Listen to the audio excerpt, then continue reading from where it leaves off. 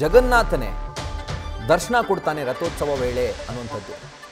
ರಥ ಎಳೆಯೋದು ವಿಳಂಬವಾದಂತಹ ಹಿನ್ನೆಲೆಯಲ್ಲಿ ಈ ದುರಂತ ಸಂಭವಿಸಿದೆ ಅನ್ನುವಂಥ ಮಾಹಿತಿ ಲಭ್ಯವಾಗ್ತಾ ಇರೋದು.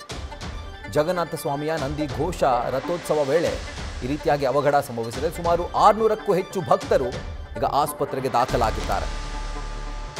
ಕಾಲ್ತುಳಿತ ಸಂಭವಿಸಿರುವಂತಹ ಹಿನ್ನೆಲೆಯಲ್ಲಿ ರಥೋತ್ಸವವನ್ನು ತಾತ್ಕಾಲಿಕವಾಗಿ ಸ್ಥಗಿತ ಮಾಡಲಾಗಿದೆಯಂತೆ. ಸೊ ಎಲ್ಲ ಡೀಟೇಲ್ಸ್ ಈಗ ಲಭ್ಯವಾಗ್ತಾ ಇರೋದು. ಅವರೆಲ್ಲರೂ ಕೂಡ ರಿಕವರ್ ಆಗಲಿ ಅಂತ ಹೇಳಿ ಇಡೀ ದೇಶನೇ ಪ್ರಾರ್ಥನೆ ಮಾಡ್ತಿದೆ. ಇನ್ನು NDRF ತಂಡದಿಂದ ರಕ್ಷಣಾ ಕಾರ್ಯಾಚರಣೆ ಆ ಭಾಗದಲ್ಲಿ ಮುಂದುವರೆದಿದೆ.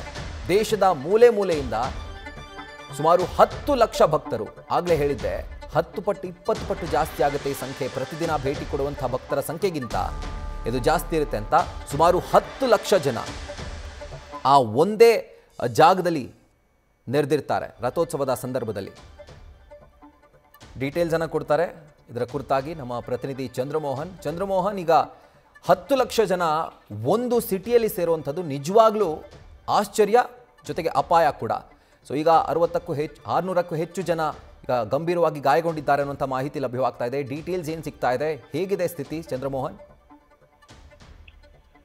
ಹೌದು ರಾಹುಲ್, ಇವತ್ತು ಒರಿಸ್ಸಾದ ಪುರಿನಲ್ಲಿ ಜಗನ್ನಾಥ ರಥೋತ್ಸವ ಆರಂಭ ಆಗಿದೆ. ಮುಖ್ಯವಾಗಿ ಇದು 1 ವಾರಕ್ಕೂ ಹೆಚ್ಚು ಕಾಲ ನಡೆಯುವಂತಹ ಕಾರ್ಯಕ್ರಮ, ಒಂದು ಉತ್ಸವ. ಈ ಉತ್ಸವದಲ್ಲಿ ಲಕ್ಷಾಂತರ ಜನ ಪ್ರತಿನಿತ್ಯವೂ ಕೂಡ ಭಾಗವಹಿಸ್ತಾರೆ. ದೇವರ ದರ್ಶನವನ್ನು ಪಡಿಬೇಕು ಮತ್ತು ದೇವರ ಈ ಒಂದು ಉತ್ಸವದಲ್ಲಿ ತಾವು ಕೂಡ ಭಾಗಿಯಾಗಬೇಕು ಅನ್ನೋ ಕಾರಣದಿಂದ ದೇಶದ ಮೂಲೆ ಮೂಲೆಗಳಿಂದ ಭಕ್ತಾದಿಗಳು ಬಂದು ಭಾಗವಹಿಸ್ತಾರೆ. ಈ ರಥೋತ್ಸವದ ವೇಳೆನಲ್ಲೂ ಕೂಡ 10 ಲಕ್ಷಕ್ಕೂ ಹೆಚ್ಚಿನ ಮಂದಿ ಭಕ್ತಾದಿಗಳು ಸೇರಿದ್ರು. ಈ ರಥವನ್ನ ಎಳೆಯುವಂತದ್ದು ವಿಳಂಬ ಆಯಿತು. ಈ ವೇಳೆನಲ್ಲೇ ಕಾಲ್ತುಳಿತ ಸಂಭವಿಸಿದೆ. ಈ ವೇಳೆನಲ್ಲಿ ಸುಮಾರು 600ಕ್ಕೂ ಹೆಚ್ಚು ಭಕ್ತಾದಿಗಳು ಅಸ್ವಸ್ಥಗೊಂಡು ಈಗ ಆಸ್ಪತ್ರೆಗೆ ದಾಖಲಾಗಿದ್ದಾರೆ. ಇವರಲ್ಲಿ 40ಕ್ಕೂ ಹೆಚ್ಚು ಭಕ್ತಾದಿಗಳ ಸ್ಥಿತಿ ಗಂಭೀರವಾಗಿದೆ ಅನ್ನೋ ಒಂದು ಮಾಹಿತಿ ಕೂಡ ಸಿಕ್ಕಿದೆ. ಈಗ NDRF ಮತ್ತು ಸ್ಥಳೀಯ ರಕ್ಷಣಾ ತಂಡಗಳು ಕೂಡ ಅಸ್ವಸ್ಥಗೊಂಡ ಭಕ್ತಾದಿಗಳನ್ನ ಆಸ್ಪತ್ರೆಗೆ ದಾಖಲಿಸಿ ಚಿಕಿತ್ಸೆ ನೀಡುವಂತ ವ್ಯವಸ್ಥೆಯನ್ನ ಮಾಡಿದ್ದಾರೆ. ಈಗ ಈ ರೀತಿ ಲಕ್ಷಾಂತರ ಮಂದಿ ಸೇರಿದಂತಹ ಸಂದರ್ಭದಲ್ಲಿ ಈಗ ಒಂದು ಸಣ್ಣ ಪುಟ್ಟ ವ್ಯತ್ಯಾಸಗಳಾದ್ರೂ ಕೂಡ ಸರಿಯಾದಂತಹ ಸಂವಹನ ಆಗದೇ ಇದ್ದಂತಹ ಸಂದರ್ಭದಲ್ಲೂ ಕೂಡ ಈಗ ಕಾಲ್ತುಳಿತಗಳು ಸಂಭವಿಸ್ತವೆ. ಈ ಕಾಲ್ತುಳಿತ ಸಂಭವಿಸಿದ ಈಗ 600 ಮಂದಿ ಅಸ್ವಸ್ಥಗೊಂಡಿದ್ದಾರೆ. ಅವರ ಪೈಕಿ ಈಗ 40ಕ್ಕೂ ಹೆಚ್ಚು ಮಂದಿಯ ಸ್ಥಿತಿ ಕೂಡ ಗಂಭೀರವಾಗಿದೆ.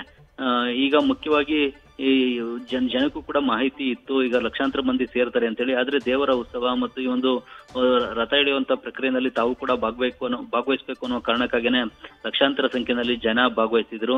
ಇದು ಪ್ರತಿ ವರ್ಷಕ್ಕೊಮ್ಮೆ ನಡೀತಕ್ಕಂತಹ ರಥೋತ್ಸವ. ಇವತ್ತು ಕೇವಲ ಒರಿಸ್ಸಾದ ಪುರಿನಲ್ಲಿ ಮಾತ್ರ ಅಲ್ಲದೆ ದೇಶದ ಬೇರೆ ಬೇರೆ ಕಡೆನೂ ಕೂಡ ಜಗನ್ನಾಥ ರಥೋತ್ಸವನ ನಡೆಸಲಾಗ್ತಾ ಇದೆ. ಗುಜರಾತ್ನ ಅಹಮದಾಬಾದ್ ನಲ್ಲೂ ಕೂಡ ಜಗನ್ನಾಥ ರಥೋತ್ಸವ ನಡೀತಾ ಇದೆ. ಅಲ್ಲೂ ಕೂಡ ಒಂದು 9 ದಿನಗಳ ಕಾಲ ನಡೀತಕ್ಕಂಥ ಕಾರ್ಯಕ್ರಮದಲ್ಲಿ ಲಕ್ಷಾಂತರ ಸಂಖ್ಯೆಯಲ್ಲಿ ಜನ ಭಾಗವಹಿಸ್ತಾ ಇದ್ದಾರೆ. ಗುಜರಾತ್ನ ಅಹಮದಾಬಾದ್ ನಲ್ಲೂ ಕೂಡ ರಿಲಯನ್ಸ್ ಕಂಪನಿ ಮತ್ತು ಅದಾನಿ ಕಂಪನಿಗಳು ಕೂಡ ಬಂದಂತಹ ಭಕ್ತಾದಿಗಳ ಅನುಕೂಲಕ್ಕಾಗಿಯೇ ಅನ್ನದಾನ ಸೇರಿದಂತೆ ಬೇರೆ ಬೇರೆ ಕಾರ್ಯಕ್ರಮಗಳನ್ನು ಕೂಡ ಹಮ್ಮಿಕೊಂಡಿವೆ. ಇನ್ನು ಒರಿಸ್ಸಾದ ಪುರಿನಲ್ಲೂ ಕೂಡ ಭಕ್ತಾದಿಗಳಿಗೆ ಸಾಕಷ್ಟು ಸೌಲಭ್ಯವನ್ನು ಒದಗಿಸುವಂತ ಕೆಲಸವನ್ನ ರಾಜ್ಯ ಸರ್ಕಾರ ಕೂಡ ಮಾಡಿತ್ತು. ಹೆಚ್ಚಿನ ಸಂಖ್ಯೆಯಲ್ಲಿ ಪೊಲೀಸರನ್ನು ಕೂಡ ನಿಯೋಜನೆ ಮಾಡಿತ್ತು.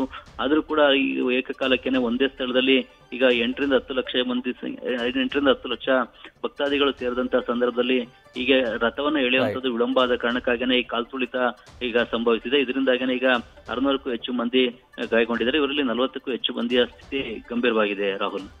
ರೈಟ್ ಚಂದ್ರಮೋಹನ್. ನ್ಯೂಸ್ ಫಸ್ಟ್ ನಿರ್ಭೀತಿಯಿಂದ ನಿಮ್ಮ ಪರವಾಗಿ.